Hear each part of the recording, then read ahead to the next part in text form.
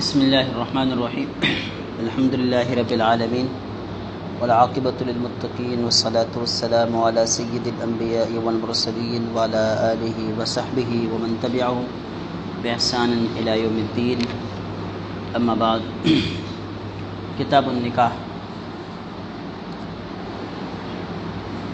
کل آپ کے سامنے اس کتاب کے جو مصنف ہے اور اس کتاب کی جو حیثیت اور مقام ہے وہ آپ کے سامنے ذکر کر دی گئی تھی۔ باقی رہ جاتی ہے فقہ کی تعریف، اس کا موضوع اور اس کی غرض و غایہ، وہ سب کے سب آپ کو معلوم ہے، ٹھیک ہے۔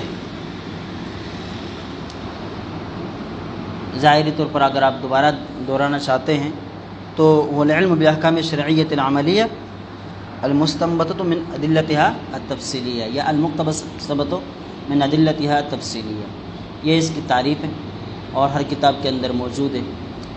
اس کا جو موضوع ہے وہ فعل المکلف ہے، ٹھیک ہے، کہ انسان کیا کرتا ہے، جو کچھ کرتا ہے وہ جائز ہے ناجائز ہے فلاں، یہ سارے اس کا تعلق، یہ فقہ کا تعلق ایک مکلف آدمی کے فعل کے ساتھ ہے، اور غرض و غایہ شریعت کو جان کر اس کے اوپر عمل کرنا ہے تاکہ اللہ کی رضا حاصل ہو جائے، سعادت الدارین، دنیا میں بھی اور آخرت میں بھی سعادت مندی کو حاصل کرنا کسی بھی علم کے حاصل کرنے کا عام غرض اور مقصد ہوتی ہے۔ اب یہاں سے ہم کتاب ہی کا آغاز کرتے ہیں۔ کتاب النکاح، شاید میں نے پہلے بتلایا تھا یا نہیں، شریعت مطہرہ کے جو احکام ہیں ان میں 1/4 احکام کا تعلق انسان کی انفرادی زندگی کے ساتھ، جن کو ہم عبادات کہتے ہیں، کیا کہتے ہیں؟ عبادات کہتے ہیں، اور 3/4 کا تعلق انسان کے معاملات، اجتماعی، معاشرتی وغیرہ زندگی کے ساتھ۔ تو پہلی جلد کے اندر آپ نے جو کچھ پڑھا وہ سورۃ اول سے متعلق تھا، مطلب یعنی وہ عبادات سے متعلق باتیں تھیں، احکام تھے، اور یہ دوسری جلد میں جو کچھ پڑھ رہے ہیں یہ معاملات کا آغاز اور ابتدا ہے، معاملات کا آغاز اور ابتدا ہے۔ تو نکاح جو ہے یہ ایک حیثیت سے عبادات کی قبیل سے بھی ہے اور ایک حیثیت سے معاملات کی قبیل سے بھی ہے۔ عبادات کی قبیل سے تو اس لیے کہ یہ تمام انبیاء کرام علیہم الصلوۃ والسلام کا وظیفہ رہا ہے، 1-2 انبیاء کرام کو درمیان سے نکالے، باقی تمام انبیاء کرام نے شادیاں کی، نکاح کیا اور ازدواجی زندگی گزاری۔ اور دوسری بات یہ بھی کہ بعض اوقات میں نکاح واجب، بلکہ بعض حضرات نے فرض، اور بعض حالات میں سنت مؤکدہ، بعض حالات میں مکروہ بھی ہو جاتا ہے، حرام بھی ہو جاتا ہے، تو اس کے ساتھ یہ حکم شرعی متعلق ہے، اور اس حکم شرعی کا تعلق ایک انسان کے انفرادی زندگی کے ساتھ ہے، اور پھر اس چیز کا جائز ہونا، ناجائز ہونا، اور اس کا واجب ہونا یا مستحب ہونا، ظاہر ہے یہ عباداتی کے زمرے میں آتا ہے، ٹھیک ہے۔ تو اس وجہ سے یہ عبادت بھی ہے، اور معاملات سے بھی اس کا تعلق ہے، اس حیثیت سے کہ جس طرح کے عقود و معاملات ایجاب و قبول سے طے ہوتے ہیں، ان کے لیے گواہوں کی ضرورت ہوتی ہے، اور پھر وہ بینہ اور مقدمہ وغیرہ کے ذریعے سے ثابت کیے جاتے ہیں۔ تو نکاح کا بھی یہی حال ہے کہ اس میں ایجاب و قبول کی ضرورت ہوتی ہے، گواہوں کی ضرورت ہوتی ہے، اگر اختلاف آ جائے تو پھر کیا ہے، عدالت و مقدمہ بازی کی بھی ضرورت ہوتی ہے، سمجھ گئے؟ لہذا اس اعتبار سے دیکھیں تو نکاح جو ہے یہ معاملاتی قبیل سے بھی ہے۔ تو عبادات کے بعد معاملات کا جب آغاز کر رہے ہیں تو ان میں سے ایسی چیز کو پہلے ذکر کرتے ہیں کہ جو من وجن عبادت اور من وجن معاملہ ہے، جو من وجن کیا ہے، عبادت ہے، اور من وجن معاملہ ہے، اور ان کے بعد پھر ہر اعتبار سے جو چیزیں معاملاتی قبیل سے ہیں ان کو ذکر کریں گے، جیسے کہ بیعات 30 جلد میں ان کا ذکر ہے۔ تو نکاح یہ لغت کے اعتبار سے ضم اور ملانے کے معنی میں آتا ہے۔ کس کے معنی میں آتا ہے؟ ضم کرنا، ملانا، اس معنی میں آتا ہے۔ پھر علماء کہتے ہیں کہ میاں بیوی کا آپس میں جو مباشرت کا تعلق ہوتا ہے اس میں انضمام حد درجے کا ہوتا ہے، یعنی وہ انضمام کی آخری صورت ہے، اس لیے نکاح کو وطی کے معنی میں لیتے ہیں، مباشرت کے معنی میں بھی لیتے ہیں۔ اب کون سا حقیقت ہے، کون سا مجاز ہے؟ تو بعض حضرات کہتے ہیں کہ اصل معنی عقد کا ہے اور مباشرت یا وطی کے معنی میں استعمال ہوتا ہے مجازاً، اور بعض حضرات کہتے ہیں کہ اصل معنی وہی وطی ہے اور عقد کے معنی میں مجازاً۔ ٹھیک ہے، اصطلاح میں نکاح کس کو کہتے ہیں؟ وعقد یفید ملک المتعتی، یعنی ایسا عقد جو ملک کے متع کے اوپر ملکیت کا فائدہ دیتا ہے کہ آپ اس کے مالک بن جاتے ہیں، یا ایک ایسا عقد کہ جس کی وجہ سے پھر ایسی عورت سے آپ کے لیے استمتاع کرنا جائز ہوتا ہے جس عورت کے ساتھ استمتاع یا اس سے فائدہ اٹھانا کسی شرعی دلیل کی وجہ سے ممنوع نہ ہو، یعنی محرمات کے علاوہ دوسری کوئی عورت ہو جس سے استمتاع کرنا کہ جب جائز ہو تو وہ آپ کے لیے اس عقد کی وجہ سے کیا بن جاتی ہے؟ اس سے استمتاع جائز ہو جاتا ہے۔ ٹھیک ہے، تو ایسے عقد کو کیا کہتے ہیں؟ عقد نکاح کہتے ہیں۔ اللہ اکبر۔ قال النکاح ينعقد بالایجاب والقبول بلفظین يعبر بهما عن التراضی۔ اچھا، اب نکاح کی شرعی حیثیت کیا ہے؟ میں نے بتلا دیے کہ یہ تمام انبیاء کرام علیہم السلام کا وظیفہ رہا ہے۔ ٹھیک ہے، اور فانکحوا ما طاب لکم من النساء مثنی وثلاث ورباع، اللہ تعالیٰ کا حکم بھی ہے۔ وہ حکم وجوب ہی کہلاتا ہے، لیکن ہر جگہ وجوب کے لیے نہیں آتا، تفصیلات ہے، تو یہاں پر بھی مطلق وجوب کے لیے نہیں۔ علماء نے تفصیل بیان کی ہے کہ ایک شخص وہ بیوی کے نان و نفقہ اور ان کے خرچے کی ادائیگی پر قادر ہے،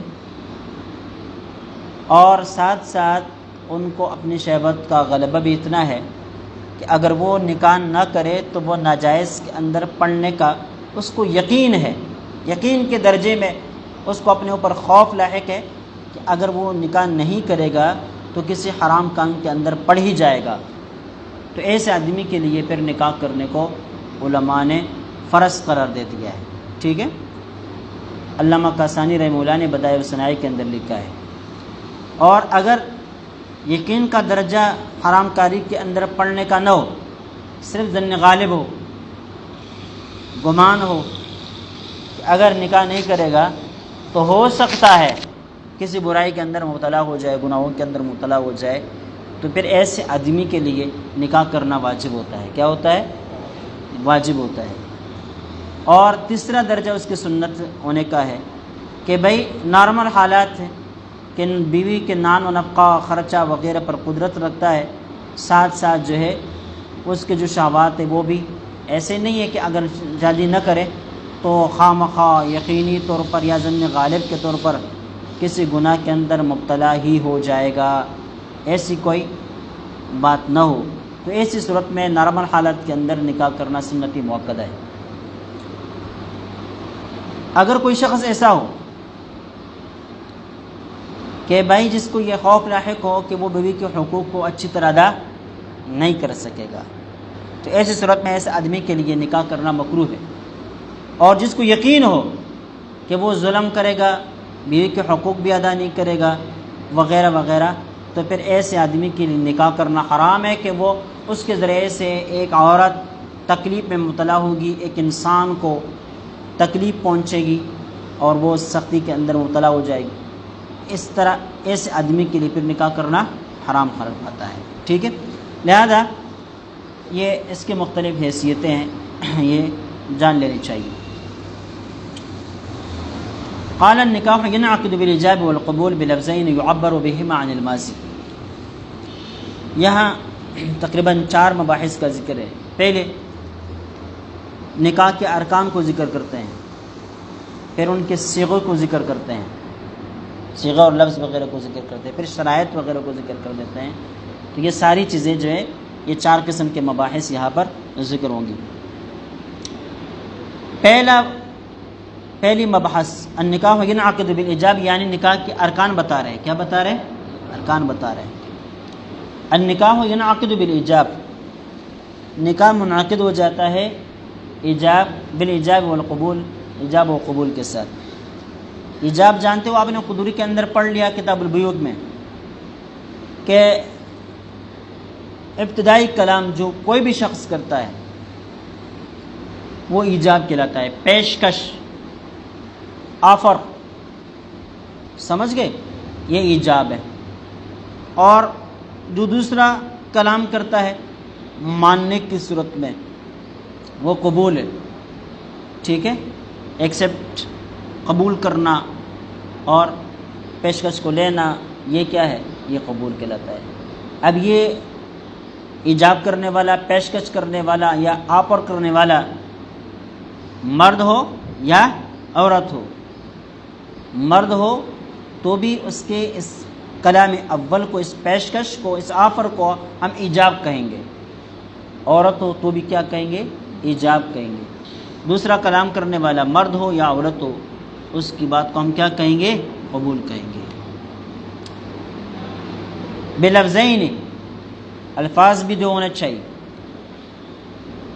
یعنی صرف ایجاب سے معاملہ ختم نہیں ہوگا جب تک کہ الفاظ ہی کی صورت میں اس کا جواب قبول کی صورت میں نہ ملے، سمجھ گئے؟ بلفظین کہہ کر اس بات کی طرف اشارہ کیا کہ یہ دونوں چیزیں شفوی ہونی چاہیے، آمنے سامنے ہونے چاہیے۔ نکاح کے لیے مجلس ایک ہونا چاہیے۔ کیا ہونا چاہیے؟ کہ ایجاب کرنے والا اور قبول کرنے والا دونوں ایک ہی مجلس میں ہو۔ اگر مجالس الگ الگ ہو، گو وہ ایک دوسرے کو دیکھ بھی رہے ہو، تب بھی نکاح منعقد نہیں ہوگا۔ لہذا اگر آپ یہاں بیٹھے ہیں اور کوئی شخص حیدرآباد میں، پشاور میں یا دبئی میں یا سعودی عرب میں یا امریکہ میں بیٹھے ہیں اور آپ ویڈیو کال کر رہے ہیں اور وہاں ایک دوسرے کو دیکھ بھی رہے ہیں اور ایجاب و قبول کرتے تو نکاح منعقد نہیں ہوگا۔ وجہ اتحادی مجلس نہیں، اور اتحادی مجلس کا پتہ کہاں سے چل رہا ہے؟ بلفظین، شفوی، آمنے سامنے، یعبر بہما عن الماضی، یہ 2 الفاظ ہو، یہ دونوں الفاظ ماضی کے صیغوں کے ساتھ تعبیر کیے گئے ہو، دونوں الفاظ ہو، ایجاب بھی الفاظ کی صورت میں اور قبول بھی کس کی صورت میں؟ یہ سر ہلانے سے معاملہ نہیں ہوگا۔ آپ نے کہا کہ تم میرے ساتھ شادی کرتی ہو، اس نے آگے سے کیا کہہ دیا؟ سر ہلا دیا، تو یہ ایجاب نہیں ہے، لفظ ادا کرنا لازمی ہے، ہاں یا نہ۔ اب سمجھ گئے؟ لأن الصيغة وإن كانت للإخبار وضعا، الفاظ کیا ہونے چاہیے؟ ماضی کے ہونے چاہیے۔ آپ کو پتہ ہے ارشاد الصرف اگر آپ نے پڑھی ہے تو سب سے پہلے آغاز کرتے ہیں اسعدک اللہ تعالی فی الدارین، اسعدک اللہ، ہاں، تو وہ کون سے صیغہ ہے؟ اسعد، ماضی کا صیغہ ہے، لیکن سامنے والا آدمی کیا کر رہا ہے؟ مصنف آپ کے لیے دعا کر۔ اب سمجھ گئے؟ تو وہاں ماضی کے صیغوں کے ذریعے سے دعا کرنے کی وجہ کیا بتلا دی گئی تھی؟ کہ اس کے اندر یقین ہوتا ہے۔ کیا ہوتا ہے؟ یقین ہوتا ہے، تو اس بنا پر ماضی کے صیغے استعمال کر دیے جاتے ہیں۔ یہاں پر سائل سوال اٹھاتا ہے اور کہتا ہے کہ دیکھیں آپ کہہ رہے ہیں کہ ایجاب و قبول ماضی کے صیغے کے ساتھ ہو، اب چونکہ نکاح تو اب تک تھا نہیں، اب ہو رہا ہے، تو یہ انشاء عقد ہے، انشاء، کیونکہ انشاء کہا جاتا ہے اثبات ما لم یکن ثابتا، جو چیز ثابت نہ ہو اس کو ثابت کرنا، یہ انشاء کہلاتا ہے۔ تو نکاح اب تک ثابت نہیں تھا، اب ثابت کیا جا رہا ہے، لہٰذا یہ انشاء ہے۔ کیا ہے؟ انشاء ہے، نئی چیز پیدا کی جا رہی ہے۔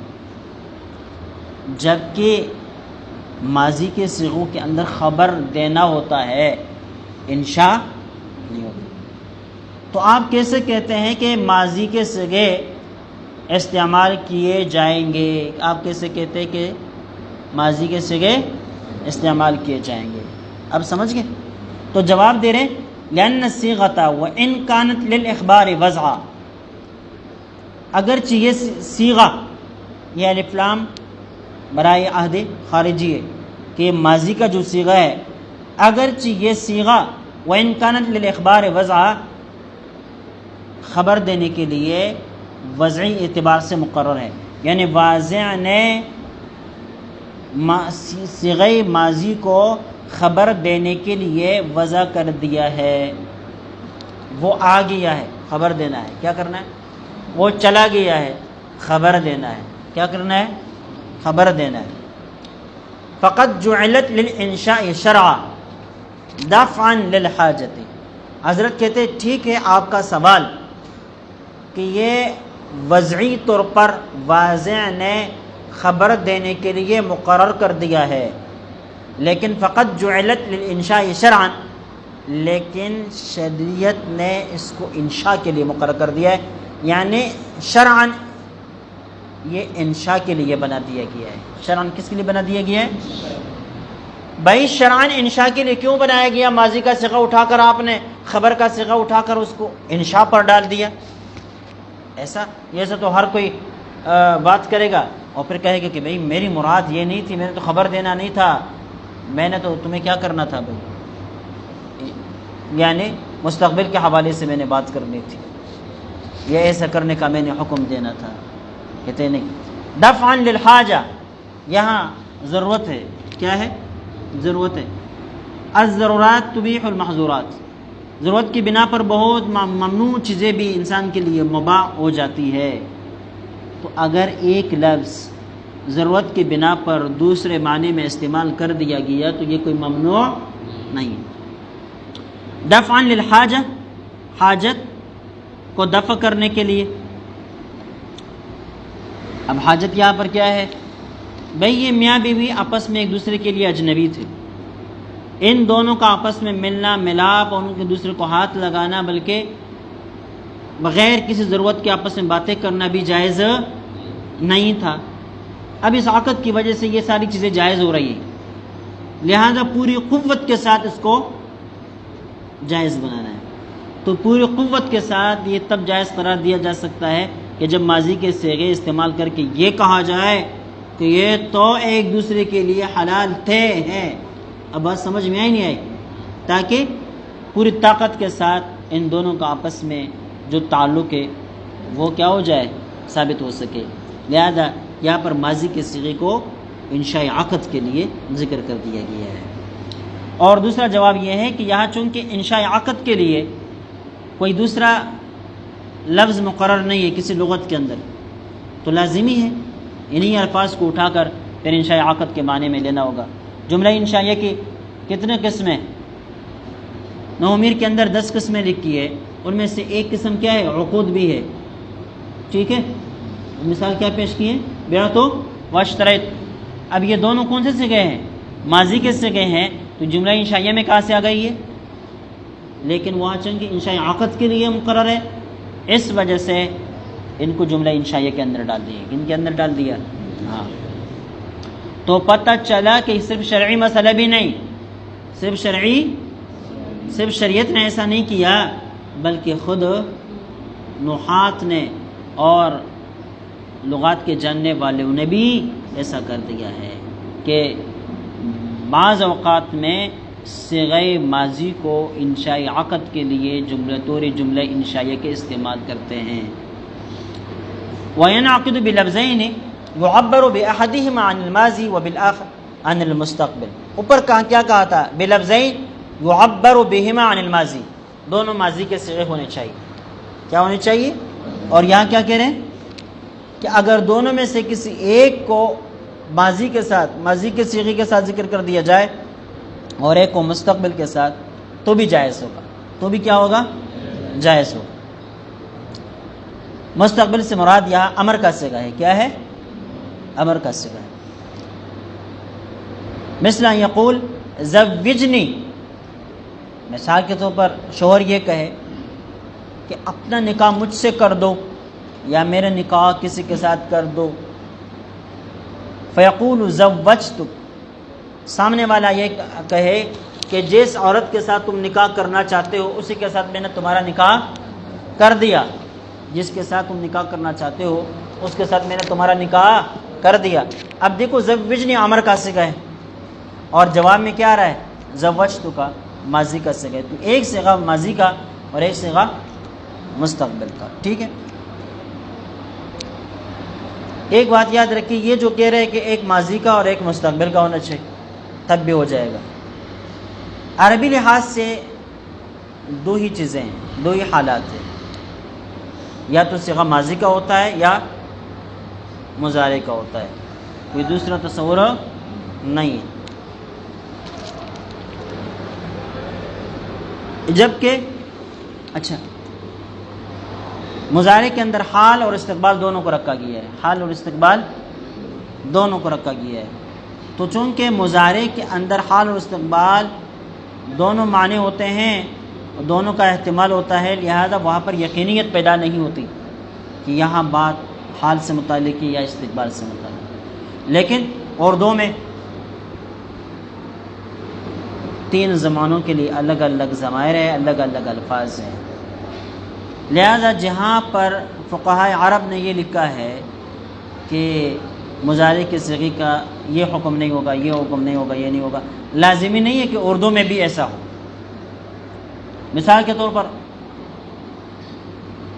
ایک شخص نے اپنی بیوی سے کہا اطلقک، میں تجھے طلاق دیتا ہوں، دوں گا، دونوں احتمالات ہیں نا۔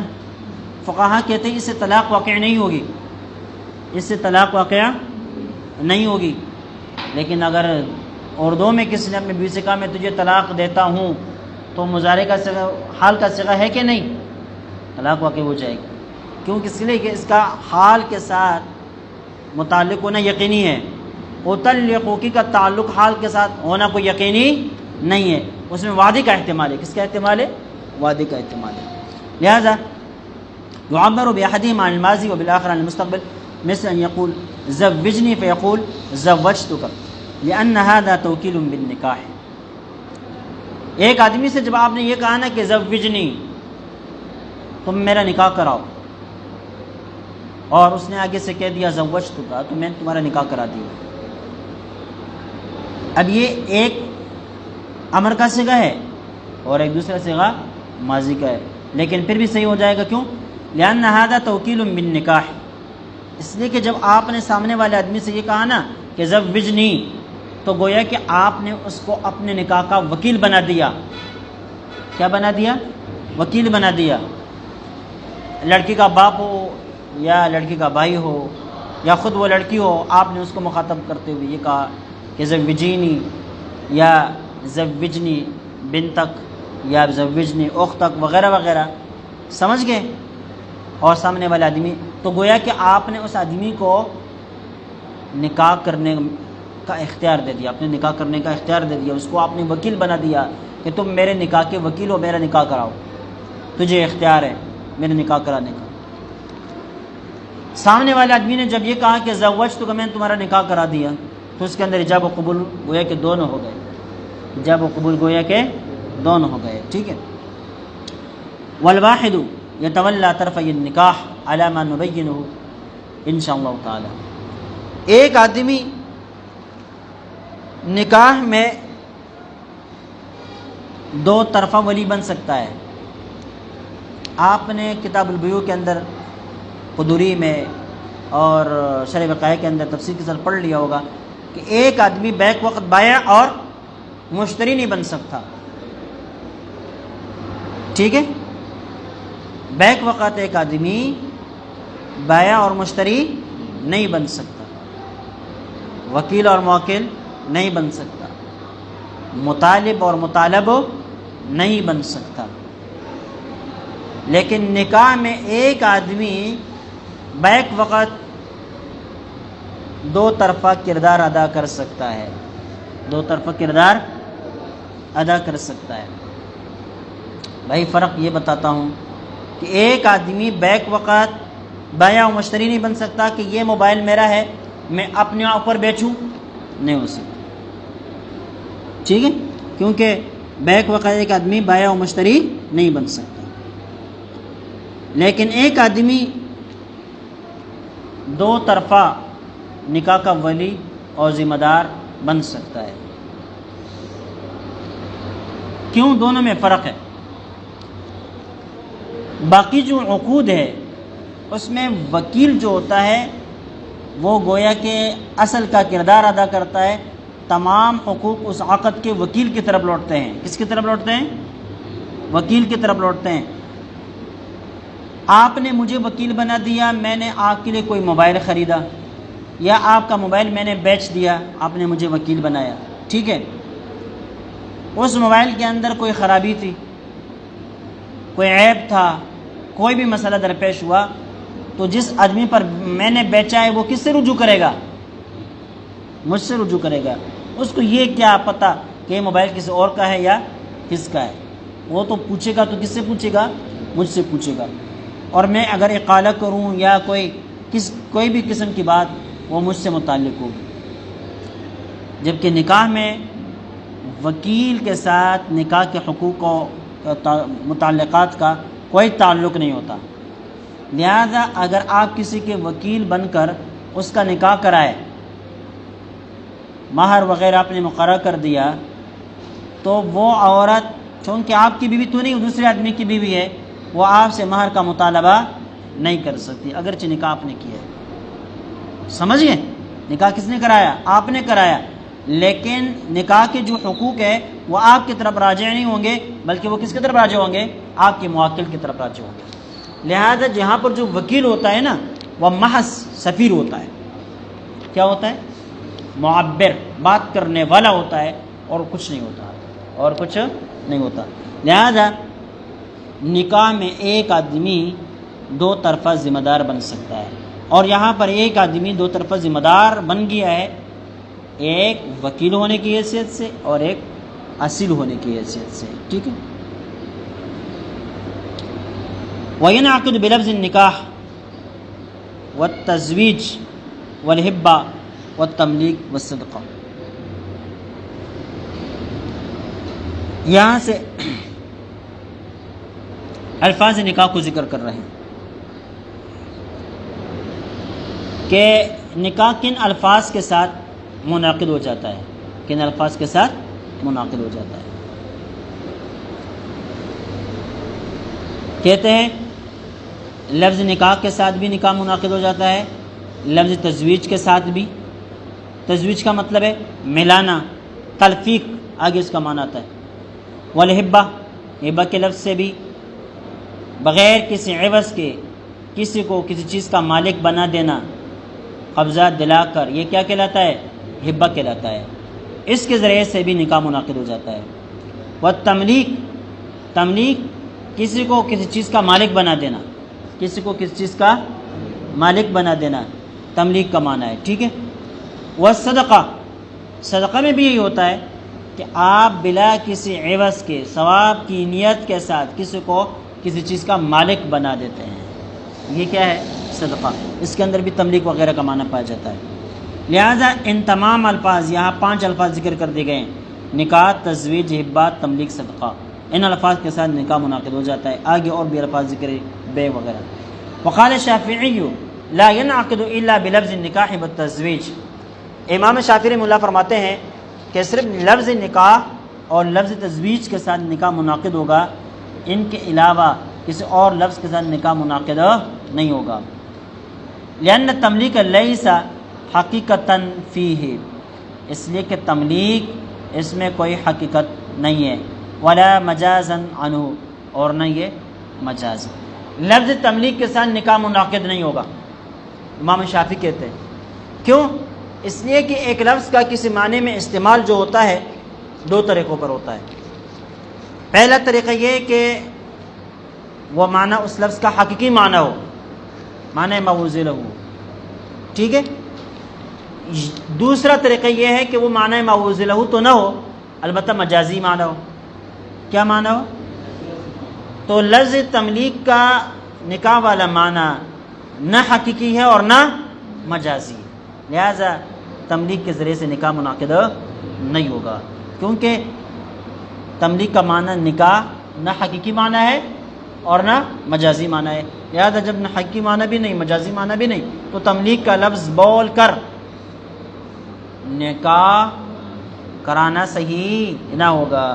ایک عورت نے آ کر آپ سے کہا ملقتک نفسی، میں نے تجھے اپنے نفس کا مالک بنا دیا، آپ نے کہہ دیا قبل تو میں نے قبول کر لیا، دو آدمی گواہ کے طور پر موجود تھے تو آپ کا نکاح منعقد ہوا ہمارے نزدیک، احناف کے نزدیک، ٹھیک ہے۔ ایک عورت آئی اور آپ سے کہا ہبت لک نفسی، میں نے اپنے آپ کو ہبت کر دیا ہے تیرے لیے۔ سامنے والے آدمی نے کہا قبل تو ہبت، میں نے تمہاری اس ہبت کو کیا کر دیا ہے، قبول کر لیا ہے، ٹھیک ہے۔ یا ایک عورت آئی اور آپ سے کہا کہ تصدقت نفسی یا تصدقت نفسی، میں نے تجھ پر خود کو صدقہ کر دیا ہے۔ آپ نے سامنے والے آدمی نے کہا کہ قبل تو صدقہ تک، میں نے تمہارے صدقہ کو کیا کیا ہے، قبول کیا ہے۔ گواہوں کی موجودگی میں الفاظ بولے جائیں تو نکاح منعقد ہو جائے گا، کن کے نزدیک؟ ہاں، احناف کے نزدیک۔ لیکن امام شافعی رحمہ اللہ فرماتے ہیں کہ ان الفاظ کے نزدیک نکاح منعقد نہیں ہوگا۔ اب یہاں دلیل یہ صرف ایک چیز کی ذکر کر دی، صرف تملیک کی، ہبہ اور صدقہ کی ذکر نہیں کی۔ لیکن ہبہ اور صدقہ میں چونکہ تملیک کا معنی پایا جاتا ہے نا، لہٰذا جب تملیک کی نفی کر دی گئی کہ جب لفظ تملیک کے ساتھ نکاح منعقد نہیں ہوتا تو ہبہ اور صدقہ کے ساتھ بدرجہ اولا منعقد نہیں ہوگا۔ اب سمجھ کے امام شافعی فرماتے ہیں لأن تملیک لیس حقیقۃ فی ولا مجاز، نہ یہ حقیقی معنی ہے اور نہ مجازی معنی ہے۔ کیوں نہیں ہے بھائی اتنا بڑا دعویٰ کہ نہیں یہ حقیقی معنی ہے اور نہ مجازی معنی؟ دلیل پیش کر رہے ہیں لأن التزویج للتلفیق، تزویج تلفیق کے معنی میں آتا ہے۔ تلفیق کا مطلب ہوتا ہے دو چیزوں کو باہم اس طرح ملانا کہ وہ ایک چیز بن جائے، دو چیزوں کو باہم اس طرح ملانا کہ وہ ایک چیز بن جائے، اس کو کیا کہتے ہیں؟ تلفیق کہتے ہیں۔ تو تزویج کے اندر تلفیق کا معنی پایا جاتا ہے۔ والنکاح لضم، جبکہ نکاح کے اندر ملانے کا، ضم کا، انضمام کا معنی پایا جاتا ہے۔ ولا ضم ولا ازدواج بین المالک والمملوک، جبکہ مالک اور مملوک کے درمیان نہ کوئی انضمام ہوتا ہے اور نہ کوئی ازدواج ہوتا ہے، تلفیق بھی نہیں ہوتی اور انضمام بھی نہیں ہوتا، لہذا تملیک کے لفظ کے ذریعے سے نکاح منعقد نہیں ہوگا۔ کون کہتے ہیں؟ امام شافعی۔ ولنا، ہم کہتے ہیں ان تملیک سبب للملک المطعۃ فی محلها بواسطہ ملک الرقبہ والثابت بالنکاح والسببیۃ طریق المجاز۔ ایک بات یاد رکھیں، آپ کو پتہ ہے آپ نے اصول الشاشی سے لے کر اور انشاءاللہ یہ توضیح تلویح تک پڑھ لیں گے کہ حقیقت اور مجاز کے درمیان علائق ہونا چاہیے، علاقہ ہونا چاہیے، اور علائق بہت سارے، کسی نے 40 تک ذکر کی، کسی نے 42 ذکر کی، کسی نے اور بھی زیادہ کر دیے۔